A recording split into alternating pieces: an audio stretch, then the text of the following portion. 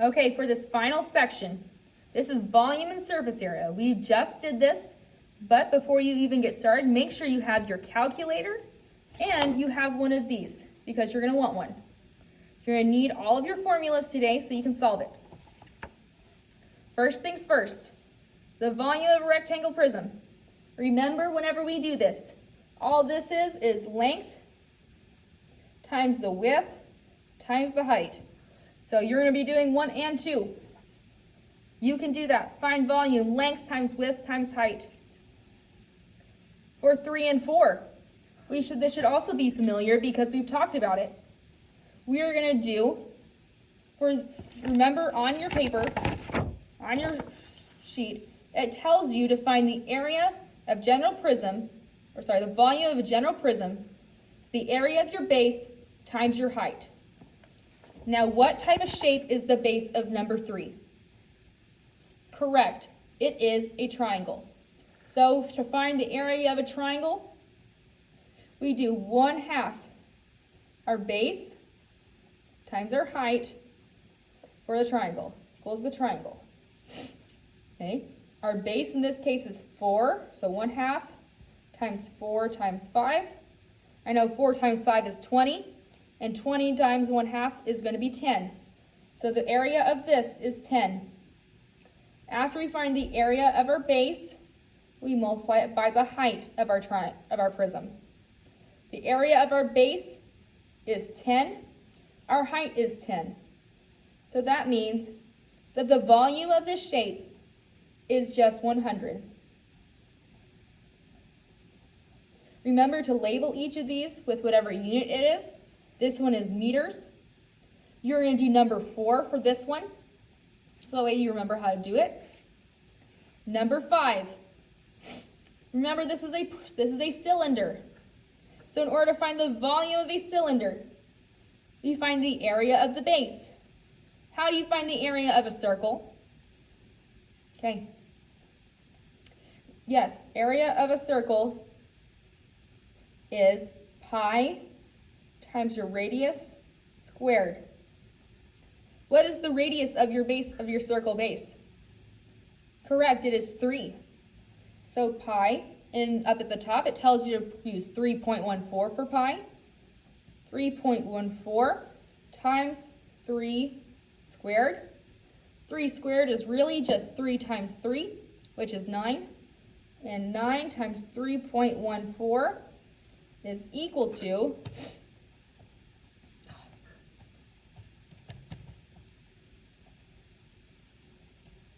2826. So that's the area of this circle, is 2826. You take the area of your circle, the area of your base, times it by your height, which is 4. So 28.26 times your height of 4. 113 and 4 cents. 4 hundredths. So this is the volume, centimeters is the volume. Remember also whenever you write your units, because volume is a cubic unit, there's 3 things you multiply: length, width, and height. So volume is always cubic units. So on here, you're going to do number 6. Okay, do number 6 the exact same way. Find the area of your circle. This gives you the diameter. Remember, diameter is twice the radius, so the radius is half of this, okay, which means the radius is 6 meters. And then find the area here, times it by your height. I'm going to flip it over because we need to do some other stuff. Okay, we're going to do our pyramid really quick because I know we haven't talked about this, but we need to just talk really quick. Okay. To find the volume of a pyramid. This is a pyramid because it comes up to a point versus a triangle prism, which does not. So pyramids go up to a point. Think of the great pyramids in Egypt. Those are pyramids because they rise up to a point.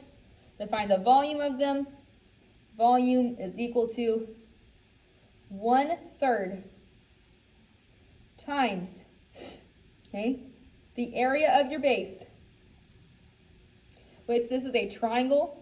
To find the area of a triangle, I'm going to put this here, 1/2 the base times your height times the height of your pyramid, okay, which is going to be 6 times the pyramid height. I'm going to say pyramid. So I'm going to find this first.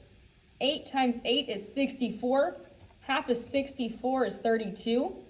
So 1/3 times 32 times 6. Okay, you're going to do this first. Do it. Remember, whenever you write this in your calculator, because I know you're going to do it. 1, ABC 3.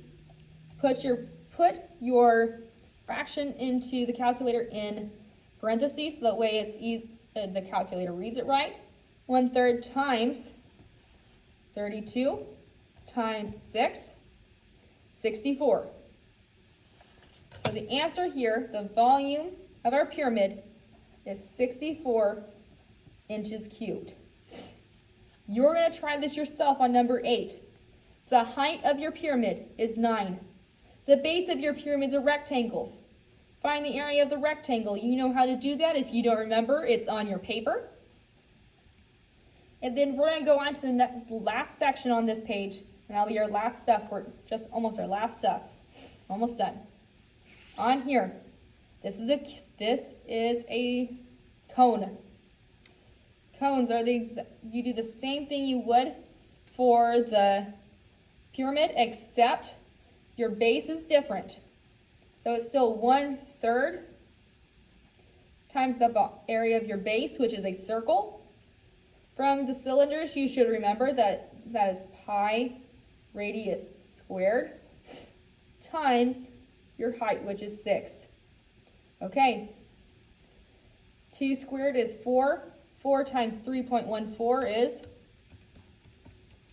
1256.